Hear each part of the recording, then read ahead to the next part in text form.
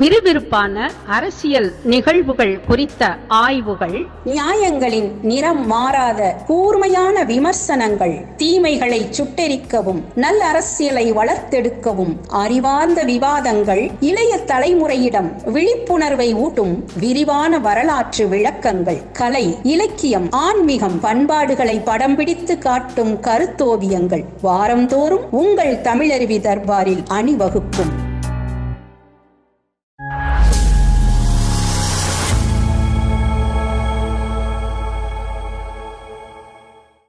திராவிடர் சஞ்சீவ ரெட்டி, இந்திரா காந்தி வடவர், சஞ்சீவ ரெட்டி தென்னவர். நீங்கள் இந்த இடத்தில் சஞ்சீவ ரெட்டியை ஆதரித்திருக்க வேண்டாமா? தனக்கு கேட்டால் என்ற ஒரு காரணத்திற்காக எம்ஜிஆரை கட்சியிலிருந்தே வெளியே தள்ளவில்லை. பாசிச கொள்கை கொண்ட பிஜேபி தமிழன் என்ற ஒரு முகமூடியை காட்டி நம்மை ஏமாற்ற பார்க்கிறது. இந்த தால்வாண்டி சொன்னதைத்தான் இந்த ஸ்டாலினுக்கு நான் சொல்ல விரும்புகிறேன். ஒரு சீக்கியன் இங்கிருந்து குடியரசுத் தலைவர் நாற்காலியில் அமரக்கூடிய சூழல் வந்திருக்கிறது என்றால் அந்த சீக்கியனுக்கு பின்னாலே இருப்பவர்கள் யார்? அடுத்தவன் உயிரை தமிழுக்காக கொடுப்பதற்கு இவர்கள் தூண்டி விடுவார்களே தவிர இவர்களில் யாராவது ஒருவர் தமிழுக்காக உயிர் கொடுத்திருக்கிறார்களா என்ன? என் உயரம் எனக்கு தெரியும் என்று சொன்னால் மூப்பனாருக்கு அவர் உயரம் அவருக்கு தெரியவில்லை. அண்ணாவினுடைய நிலைப்பாடு என்பது காமராஜருக்கு எதிரானது இல்லை. காமராஜரை அழித்து விட்டு நாம் உயர வேண்டும் என்று அவர் நினைக்கவில்லை. நெஞ்சு பொறுக்குதில்லையே நிகழ்ச்சியை காண காத்திருக்கும் தமிழருவி தர்பார் நேயர்கள் அனைவருக்கும் வணக்கம். இன்றைய நிகழ்ச்சிக்கு ஐயா தமிழருவி மணியன் அவர்கள் நமது அரங்கத்திற்கு வந்திருக்கிறார்கள். ஐயா அவர்களை வணங்கி மகிழ்வோம். ஐயா வணக்கங்க. ஐயா வணக்கம் குமரையா. ஐயா, இன்றைய தினம் குடியரசு துணைத் தலைவர் தேர்தல் பற்றி சில விளக்கங்களை உங்கள் மூலம் பெற விரும்புகிறோம். எங்கும் தமிழ், எதிலும் தமிழ், தமிழ் எங்கள் மூச்சு என்று வாய்க்கு வாய் திராவிட முன்னேற்றக் கழகம் முழங்கிக் கொண்டிருக்கின்றது. தமிழ் இனத்தின் காவலர்கள் நாங்கள் தான் என்று மார்த்தட்டி கொண்டிருக்கிறார்கள். ஆனால் குடியரசு துணைத் தலைவர் தேர்தலில் தமிழரான சிபி ராதாகிருஷ்ணன் அவர்களுக்கு எதிரான நிலைப்பாட்டை எடுத்திருக்கிறார்கள். அவரை ஆதரிக்க மறுத்துவிட்டார்கள். கடந்த காலங்களிலும் இதுபோன்று தமிழர்கள் உயர் பதவி அடைவதற்கு தடைக்கல்லாக திராவிட முன்னேற்றக் கழகம் இருந்திருக்கிறது என்ற செய்திகள் வருகின்றன. இதை பற்றி உங்கள் கருத்து என்ன? குமரையா, கையில் பிடிப்பதோ ஜபமாலை, கக்கத்தில் வைப்பதுவோ கண்ணக்கோலை என்று மாயூரம் வேதநாயகம் பிள்ளை ஒரு கவிதை எழுதியிருக்கிறார். வார்த்தைக்கு வார்த்தை அப்படியே பொருந்தக்கூடிய இடம் எது என்றால் அது திமுக கழகம் இருக்கக்கூடிய இடம்தான். சொல் ஒன்றாகவும் செயல் ஒன்றாகவும் தங்கள் அரசியல் வாழ்வை அமைத்து கொண்டவர்கள் திராவிட முன்னேற்றக் கழகத்தில் உள்ளவர்களை போன்று வேறு எந்த இடத்திலும் யாரையும் நீங்கள் பார்க்க முடியாது. அவர்களுடைய வார்த்தைக்கும் அவர்கள் வாழுகிற வாழ்க்கைக்கும் எந்த வகையிலும் நீங்கள் ஒற்றுமையை தேடி கண்டுபிடிக்க முடியாது. தமிழ், தமிழன் என்று சொல்வதெல்லாம் இந்த தமிழ் மக்களை ஏமாற்றி ஒரு மலிவான அரசியலை நடத்தி அதிகாரத்தை கைப்பற்ற வேண்டும் என்பதற்காகவே ஒழிய உண்மையிலேயே இந்த இனத்தின் மீதும் இந்த மொழியின் மீதும் எல்லையற்ற காதல் பூண்டு அதிலேயே உருகி கரைந்து போகக்கூடிய மனம் உள்ளவர்கள் இவர்கள் இல்லை.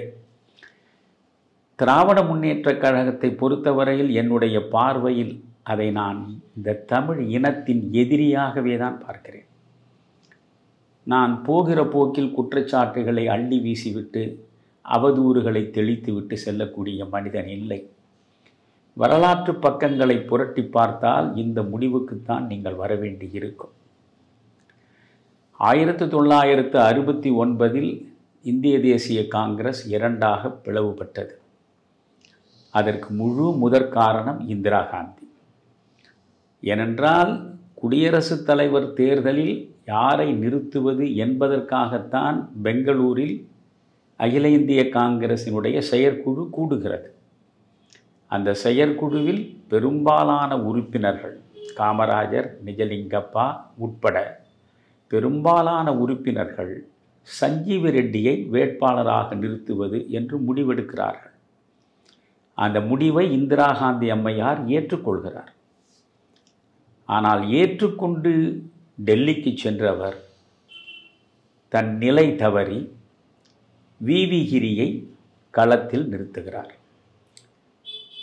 குடியரசுத் தலைவர் பதவியில் இருப்பதற்காக அப்பொழுது குடியரசு துணைத் தலைவராக இருக்கின்ற வி.வி. கிரியை இவர் களத்தில் கொண்டு வந்து நிறுத்துகிறார். சுயேட்சை வேட்பாளராக. இந்திய அரசியலில் அரங்கேறிய அவலங்களையெல்லாம் நீங்கள் சிந்தித்து பார்த்தால் அகில இந்திய அளவில் அது இந்திரா காந்தியிடமிருந்து தொடங்கும். தமிழகத்தை பொறுத்தவரையில் கலைஞரிடமிருந்து தொடங்கும். ரெண்டு பேரும் தான் இன்றைய இந்திய அரசியலின் சீரழிவுக்கு தொடக்க புள்ளியை போட்டு வைத்தவர்கள். இந்திரா காந்தி வி.வி. கிரியை வேட்பாளராக நிறுத்தியது மட்டுமல்ல, சுயேட்சை வேட்பாளராக நிறுத்துகிறார். காங்கிரஸ் கட்சியை சார்ந்த நாடாளுமன்ற உறுப்பினர்கள் வி.வி. கிரிக்கு வாக்களிக்க வேண்டும் என்பதற்காக மனச்சான்றின்படி நீங்கள் வாக்களியுங்கள் என்று வேண்டுகோளும் வைக்கிறார். ஒரே நோக்கம் என்ன?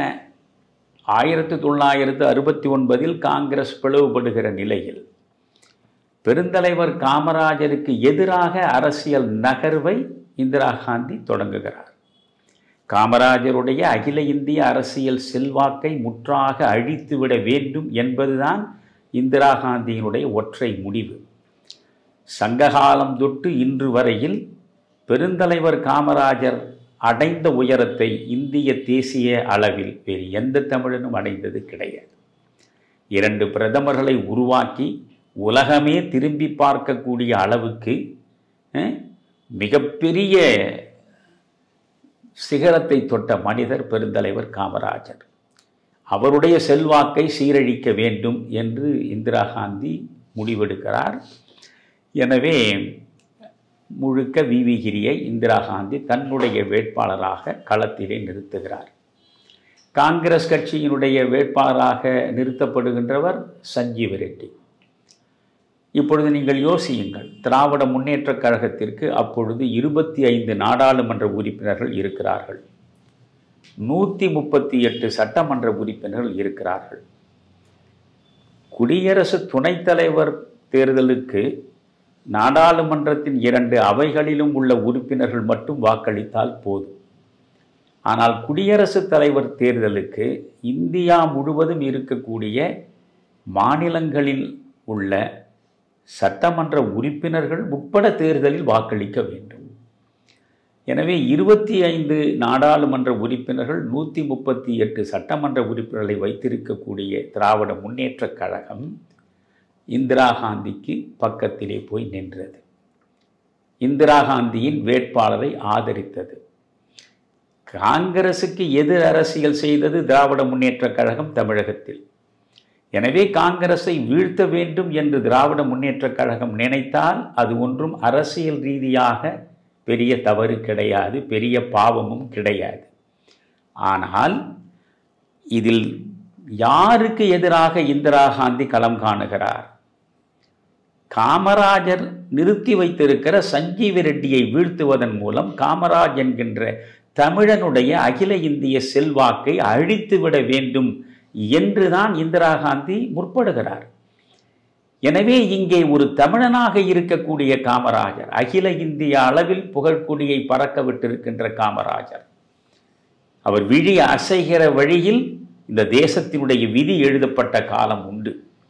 எனவே அப்படிப்பட்ட காமராஜரை வீழ்த்துவதற்கு, ஒரு தமிழனை வீழ்த்துவதற்கு காமராஜர் எந்த பின்புலமும் இல்லாமல் அடிமட்டத்தில் இருந்து ஒரு விருதுப்பட்டியிலே இருந்து, சாதிய பின்புலமும் கிடையாது, பாரம்பரிய பின்புலமும் கிடையாது, மிகப்பெரிய கல்வியும் கிடையாது, இப்படி எல்லா வகையிலும் மிகவும் பின்தங்கிய இடத்திலே இருந்து வந்த தமிழன் காமராஜர்.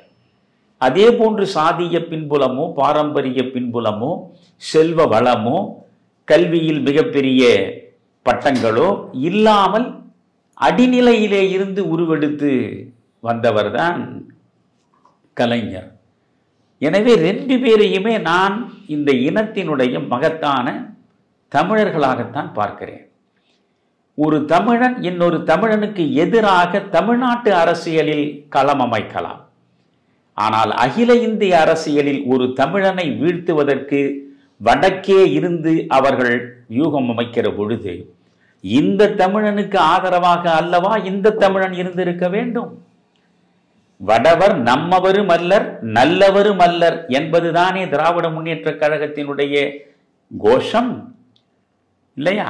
அப்படி என்றால் வடவர் நல்லவரும் அல்ல நம்மவரும் அல்ல.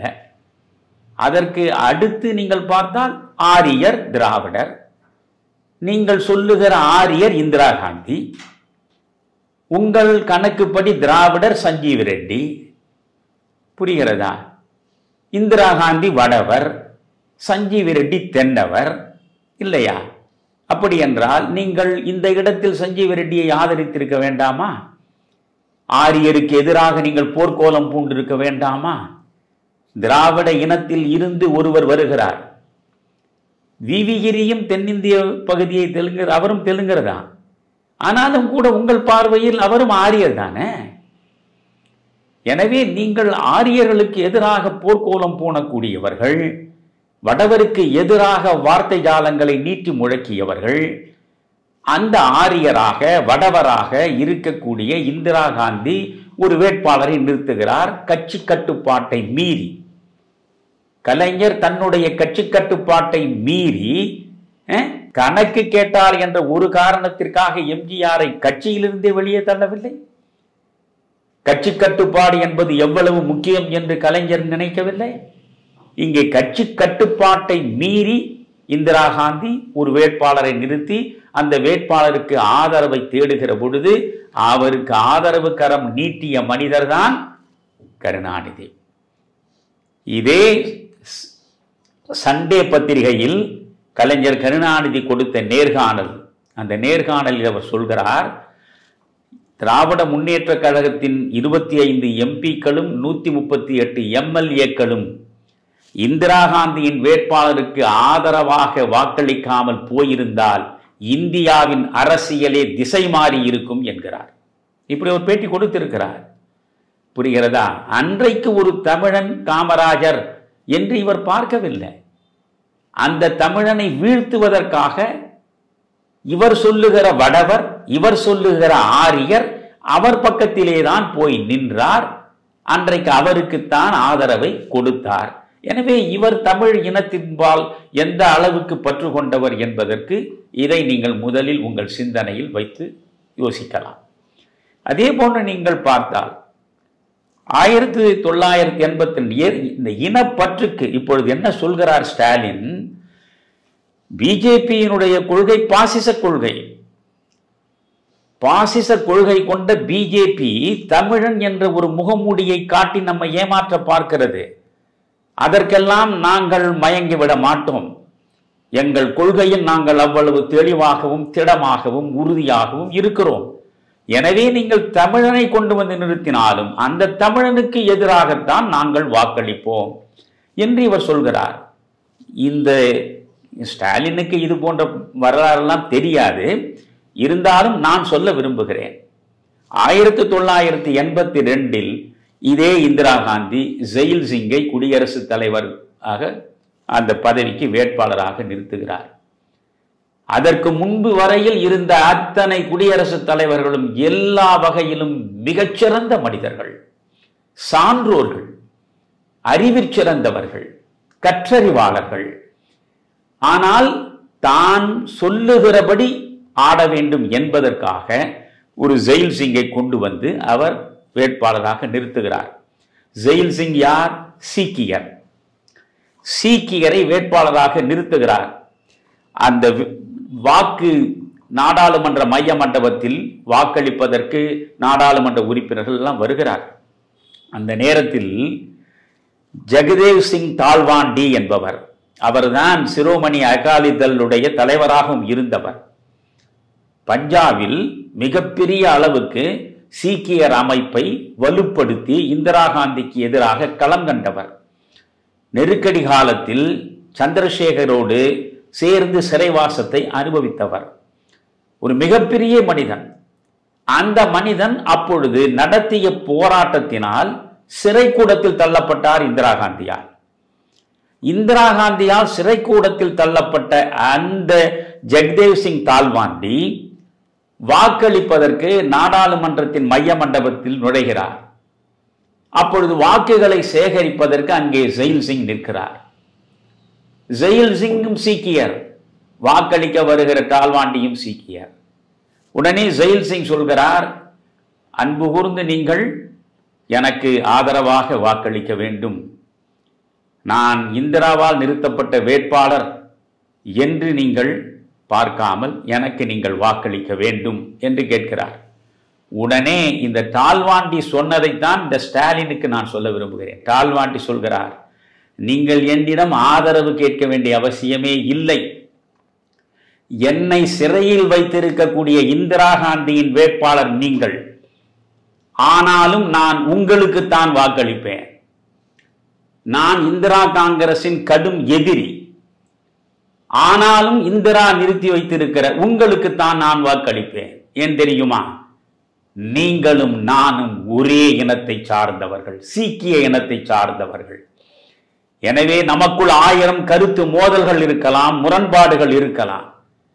ஒரு சீக்கியன் இங்கிருந்து குடியரசுத் தலைவர் நாற்காலியில் அமரக்கூடிய சூழல் வந்திருக்கிறது என்றால் அந்த சீக்கியனுக்கு பின்னாலே இருப்பவர்கள் யார்? அந்த இடத்தில் கொண்டு போய் நிறுத்துவதற்கு உதவியாக இருப்பவர்கள் யார்? அவர்கள் நமக்கு உற்றவர்களா அல்லது நமக்கு பகைவர்களா? கருத்தளவில் நம்மோடு சேர்ந்தவர்களா அல்லது மாற்று கருத்து கொண்டவர்களா என்பதையெல்லாம் நான் பார்க்க மாட்டேன். நீயும் நானும் ஒரே இனம், அதற்காக என் வாக்கு உங்களுக்குத்தான் என்று சொல்லிவிட்டு டால்வாண்டி ஜெயில் சிங்குக்கு வாக்களிக்கிறார். சிறையிலே இருந்து வந்து அங்கே இனம் பேசுகிறது, இனப்பற்று பேசுகிறது. ஆனால் நம்முடைய இனத்தை பற்றியே திரும்ப திரும்ப பேசுகிற தமிழ் காவலர்கள், தமிழுக்காகவே உயிரை கொடுப்பதற்கு நினைப்பவர்கள், அடுத்தவன் உயிரை தமிழுக்காக கொடுப்பதற்கு இவர்கள் தூண்டி விடுவார்களே தவிர இவர்களில் யாராவது ஒருவர் தமிழுக்காக உயிர் கொடுத்திருக்கிறார்களா என்ன? எந்த திராவிட இயக்கத்தினுடைய மிகப்பெரிய தளபதிகளுடைய குடும்பத்தையும் எடுத்துக் கொள்ளுங்கள். இவர்களில் யாராவது ஒருவர் சின்னசாமியாக இருந்திருக்கிறாரா, சிவலிங்கமாக இருந்திருக்கிறாரா? அதெல்லாம் கிடையாது. தூண்டி விடுவதோடு சரி. ஆனால் உண்மையில் இனப்பற்று இருந்திருந்தால் இந்தியா முழுவதும் செல்வாக்கு செலுத்துகிற ஒரு மகத்தான தமிழன் காமராஜ், அந்த காமராஜரை வீழ்த்துவதற்கு இந்திரா காந்தி களம் அமைக்கிறார். இந்த நேரத்தில் இந்திரா காந்தியின் பக்கத்தில் நாம் துணை இருக்கக்கூடாது. மிக குறுகிய வாக்கு வித்தியாசத்திலே தான் விவிகிரி வெற்றி பெற்றார். இந்த 25 நாடாளுமன்ற உறுப்பினர்களும் 138 சட்டமன்ற உறுப்பினர்களும் திமுகவின் சார்பில் சஞ்சீவ ரெட்டிக்கு ஆதரவை அவர்கள் அளித்திருந்தால் நிலைமையே மாறி இருக்கும். அதைத்தான் கலைஞர் சொல்கிறார் ஒரு பேட்டியில், சண்டே பத்திரிகையில் வெளிவந்தது. எங்களால் தான் இந்தியாவின் அரசியலே திசை திரும்பியது என்கிறீர்களே, அன்றைக்கு இந்த இனப்பற்று எங்கே போனது? இந்த தமிழனை வீழ்த்துவதற்கு இந்திரா காந்தி முனைந்த பொழுது பக்கத்திலே இருந்து ஆதரவு கரம் நீட்டியவள் தான் நீங்கள். அன்று 1982 ஜெயில் சிங் நின்ற பொழுது அந்த ஜெயில் சிங்குக்கு தால்வாண்டி வாக்களித்தானே, அவனுக்கு இருந்தது இனப்பற்றா, உங்களுக்கு இருந்தது இனப்பற்றா? யோசியுங்கள். 1996, 97 நீங்கள், அதுதான் இந்தியா முழுவதுமே 3 நாடாளுமன்ற தேர்தல்கள் அடுத்தடுத்து நடந்து ஒரு ஸ்திரமற்ற சூழல் நிலவிய நேரம். 1996 தான் தேவகவுடாவை கொண்டு வருகிறார்கள். தேவகவுடா ஒரு ஆண்டு தான் பிரதமராக இருக்கிறார். 97 மறுபடியும் ஐக்கிய குஜரால் வருகிறார். இந்த 2 முறையும் இந்தியாவின் பிரதமராக வருவதற்கான வாய்ப்பு ஜி.கே. மூப்பனாருக்கு இருந்தது.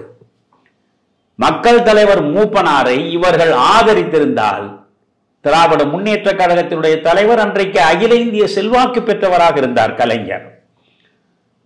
ஜோதிபாசுவிலே இருந்து கம்யூனிஸ்ட் இயக்கத்தினுடைய மாபெரும் தலைவர்கள் வரையில் செல்வாக்கு மிக்கவராக இருந்தவர் தான் கலைஞர் அவர்கள். அன்றைக்கு இங்கே பக்கத்திலே இருக்கிற சந்திரபாபு நாயுடுவும் அங்கே இருக்கக்கூடிய ஜோதிபாசுவும் பஞ்சாபில் இருந்த சீக்கிய தலைவர், மார்க்சிஸ்ட் கம்யூனிஸ்ட் தலைவராக இருந்தவர். இவர்களெல்லாம் தான் அன்றைக்கு மிக முக்கியமான பங்களிப்பை தந்தவர்கள். அவர்களோடு தோளோடு தோள் உரச இருந்து விவாதங்களில் கலந்து முடிவெடுத்தவர் தான் கலைஞர். அன்றைக்கு ஜி.கே. மூப்பனாருடைய பெயர் பரிசீலனைக்கு வந்தது. மூப்பனார் என்ற தமிழனை இந்த கருணாநிதி என்கிற தமிழன் ஆதரித்திருந்தால் அன்றைக்கே இந்தியாவின் பிரதமராக ஒரு தமிழன் வந்திருப்பான். இன்று வரையில் இந்தியாவின் பிரதமராக ஒரு தமிழன் வருவதற்கான வாய்ப்பு கனிந்திருக்கிறதா? இனியும் கனியக்கூடும் என்ற நிலை இருக்கிறதா? அப்படி ஒரு வாய்ப்பு கிடைத்த பொழுது அந்த வாய்ப்பை எந்த வகையிலும் மூப்பனார் அடைந்துவிடக் கூடாது என்பதற்காக மறைமுகமான சதித்திட்டங்களில் ஈடுபட்டவர்கள் தான் திராவிட முன்னேற்ற கழக கூட்டம், கலைஞருடைய இனப்பற்று. அங்கே மூப்பனாரிடம் அந்த இனப்பற்றை கலைஞர் காட்டவில்லை. காரணம் என்ன? தன்முனைப்பு தான். மூப்பனார் என்னை போல பெரிய சொல்லாற்றல் பெற்றவர் இல்லை, என்னை போல மிகப்பெரிய பேச்சாளர் இல்லை, என்னை போல எழுத்தாளர் இல்லை, என்னை போல அரசியல் சாணக்கியன் இல்லை, என்னை போல் தமிழ்நாட்டில் பெருவாரியான மக்களின் ஆதரவை பெற்றவர் இல்லை. நான் இங்கே தமிழ்நாட்டின் முதலமைச்சராக இருப்பேன், மூப்பனார் இந்தியா முழுவதற்கும் பிரதமராக இருப்பார். அவர் மீனம்பாக்கம் விமான நிலையத்தில் வந்து இறங்குகிற பொழுது நான் போய் அவரை வரிசையில் நின்று வரவேற்பதா? அப்படி ஒரு நிலை நமக்கு தேவையா? அதனாலேதான் எவ்வளவு சூசகமாக அவர் வார்த்தைகளை அப்பொழுது பயன்படுத்தினார் என்று பார்க்க வேண்டும். பிரதமர் தேர்தலில் நீங்கள் நிற்பீர்களா என்று ஒரு ஊடகத்தின் நண்பர் கேள்வி கேட்கிறார். அதற்கு அவர் சொல்கிறார், என் உயரம் எனக்கு தெரியும். என் உயரம் எனக்கு தெரியும் என்று சொன்னால் மூப்பனாருக்கு அவர் உயரம் அவருக்கு தெரியவில்லை. புரிகிறதா? இந்தியாவின் பிரதமராக இருப்பதற்கு அவருக்கு தகுதி இல்லை என்பதைத்தான் அவர் மறைமுகமாக தன்னை பேசுவது போல பேசினார். அன்றைக்கு ஒரு தமிழன் அகில இந்திய அளவில் பிரதமர் நாற்காலி வந்து அமருவதற்கு தடைக்கல்லாக இருந்தவர் இந்த கலைஞர் தான். புரிகிறதா? பெருந்தலைவர் காமராஜரை வீழ்த்துவதற்கு முனைந்தவர் இந்த தமிழர் தான். 1967 விருதுநகரில் யாரும் எதிர்பாராத நிலையில் காமராஜர் ஒரு 1000 வாக்கு வித்தியாசத்தில் தோல்வியை தழுவிய பொழுது அண்ணா கவலைப்பட்டார். ஆனால் கருணாநிதி உள்ளம் முழுவதும் ஓவகை பூக்களாலேயே நிரம்பி வழிந்த நிலையில் நின்றார். இல்லை என்றால் 1969 மீண்டும் இடைத்தேர்தல் நாகர்கோயிலில் வருகிற பொழுது நாகர்கோயில் இடைத்தேர்தலில் அண்ணா காமராஜருக்கு எதிராக ஒரு வேட்பாளர் நிறுத்த விரும்பவே இல்லை.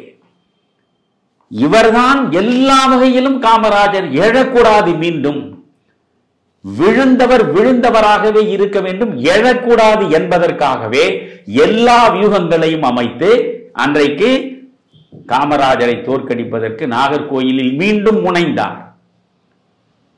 நோயுற்றிருந்த அண்ணா, பேச முடியாத நிலையில் இருந்த அண்ணா வேறு வழி இல்லாமல் இவருடைய நிர்பந்தத்தினாலேதான் காமராஜருக்கு எதிராக வாக்கு கேட்பதற்கு அவர் ஒரு வீடியோ எடுத்தார்கள். அதிலே கூட அவர் அழகாக சொல்கிறார், காமராஜர் தங்க காப்பு, ஆனாலும் கையில் புண் இருக்கிறது, புண்ணு ஆற வேண்டும் என்றால் காப்பை கழற்றித்தான் வைக்க வேண்டும். இப்படித்தான் அண்ணா பேசினார். புரிகிறதா? அண்ணாவினுடைய நிலைப்பாடு என்பது காமராஜருக்கு எதிரானது இல்லை. காமராஜரை அழித்து விட்டு நாம் உயர வேண்டும் என்று அவர் நினைக்கவில்லை. ஆனால் முற்ற முழுக்க காமராஜரை அழிப்பதற்கு இந்திரா காந்தியின் பக்கத்தில் இருந்து எல்லா வியூகங்களையும் அமைத்தவர் தான் கலைஞர். அதே மாதிரி மூப்பனாருக்கு எதிராக எல்லா வியூகங்களையும் அமைத்து அவரை பிரதமர் ஆக்காமல் செய்தவர் தான் கலைஞர். அப்துல் கலாமை எடுத்துக்கொள்ளுங்கள். அப்துல் கலாம் ஒரு உங்களை போல அவரும் எளிமையான ஏழ்மையான ஒரு குடும்பத்திலிருந்து வந்தவர் தானே. ராமேஸ்வரத்தில் ஒரு மீன் பிடிக்கக்கூடிய மக்களுக்கு நடுவே இருந்து ஒரு மனிதன் எழுந்து இந்த உலகமே விண்வெளி துறையில் அவர் ஆற்றிய சாதனைகளை பார்த்து வியந்து நிற்கக்கூடிய நிலையில் அவரை ஆராதித்து வாஜ்பாய் அவரை குடியரசுத் தலைவராக கொண்டு வருவதற்கு முனைந்தார். அங்கே மதம் பார்த்தாரா வாஜ்பாய்? வாஜ்பாய் தானே அவரை அப்துல் கலாமை கொண்டு வந்து குடியரசுத் தலைவர் ஆக்கினார். அந்த குடியரசுத் தலைவராக அவர் 2002 2007 வரை இருந்தார். நீங்கள் 2007 மீண்டும் அப்துல் கலாமையே கொண்டு வர வேண்டும் என்று பாரதிய ஜனதா கட்சியிலிருந்து மற்ற மிக முக்கியமான கட்சிகள் அனைத்தும் விரும்பின. ஏனென்றால் நேருவுக்கு பிறகு இந்தியா முழுவதும் இருக்கக்கூடிய இளம் உள்ளங்களை கவர்ந்த ஒரே மனிதர் அப்துல் கலாம் தான். அத்தனை இளைஞர்களுடைய இதயங்களிலும் சிம்மாசனம் விட்டு வாழ்ந்த மனிதனாக திகழ்ந்தவர் அவர். அவருடைய எளிமை, அவருடைய அறம் சார்ந்த வாழ்வியல் ஒழுக்கம், அவருடைய அறிவாற்றல், அவரை போல் ஒரு மனிதனை பார்க்க முடியுமா?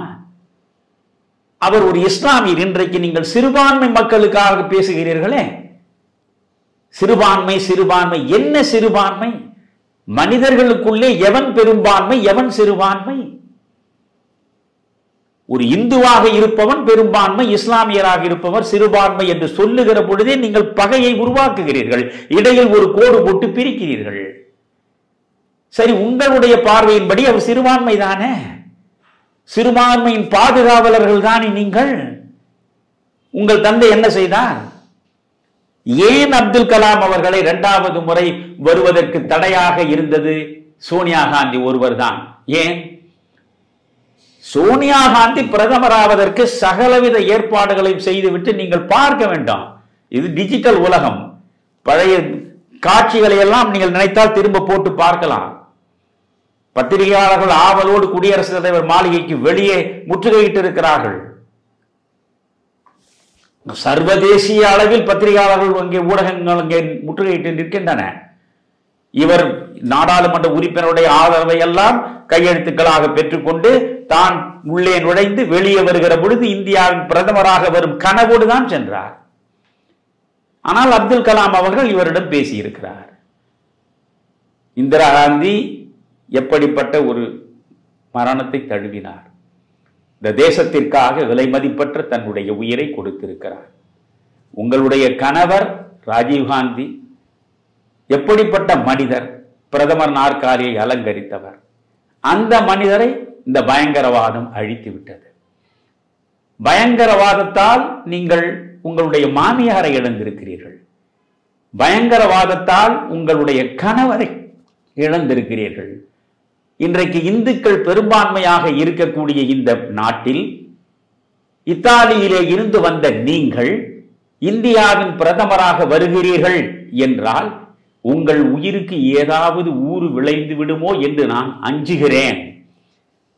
என்றால் கோட்சே அதைத்தானே செய்தான். இஸ்லாமியர்களுக்கு ஆதரவாக இருந்தவர் காந்தி என்பதற்காகத்தானே இந்துவாக இருந்த காந்தியை இந்துவாக இருந்த கோட்சே கொன்றான். எனவே எங்காவது இவர் உயிருக்கு ஆபத்து நேரக்கூடுமே. ஏற்கனவே 2 மிகப்பெரிய ஆத்மாக்களை இழந்திருக்கிற குடும்பமாயிற்றே, அப்படி ஒரு நிலை வரக்கூடாதே என்று அதிகபட்சமான கரிசனத்தின் அடிப்படையில் தான் அவர் பரிந்துரை செய்திருக்கிறார்.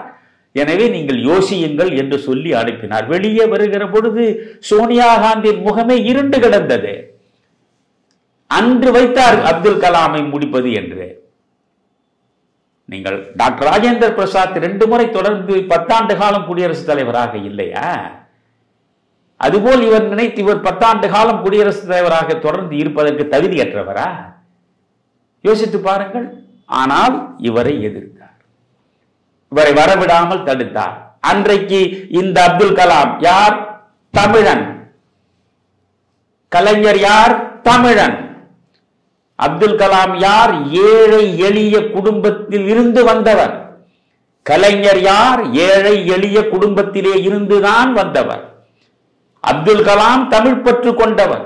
கலைஞர் தமிழ் பற்றில் எல்லை மீறி நின்றவர் இல்லையா? இந்த அப்துல் கலாமின் பக்கத்தில் தானே கலைஞர் நின்றிருக்க வேண்டும். இந்த அப்துல் கலாமை எதிர்த்து தான் கலைஞர் அன்றைக்கு சோனியா காந்தியின் பக்கத்தில் நின்றார். இதுதானே அரசியல். அப்பொழுதும் உங்கள் தமிழ் பற்றி வேலை செய்யவில்லையே. தமிழ் பற்றி எந்த விதமான உந்துதலையும் உங்களுக்குள்ளே உருவாக்கவில்லையே. அப்துல் கலாமை 2வது முறை வரவிடாமல் முடித்து விட்டீர்கள். போட்டி என்று வருகிற நிலையில் நமக்கு வேண்டாம் என்று அவரே ரொம்ப பெருந்தன்மையோடு விலகி கொண்டார். ஆக அப்துல் கலாம் என்ற தமிழன் மீண்டும் குடியரசுத் தலைவராக வருவதற்கு தடைக்கல்லாக இருந்தது யார்? திமுக கழகம், கலைஞர்.